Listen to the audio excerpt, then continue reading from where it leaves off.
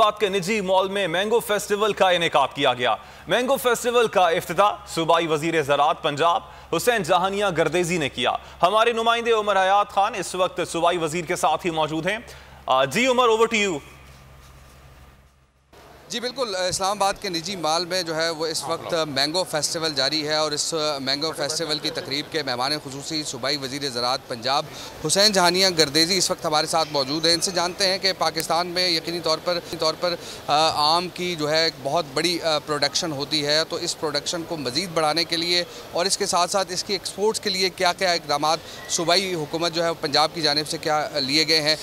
आप जानते हैं कि किन्नू के बाद या सिट्रस की फसलों के बाद दूसरे नंबर पर आम की पैदावार हमारे मुल्क में होती है, लेकिन हम इसका जो फ़ायदा हमें हासिल होना चाहिए वो नहीं हासिल कर रहे।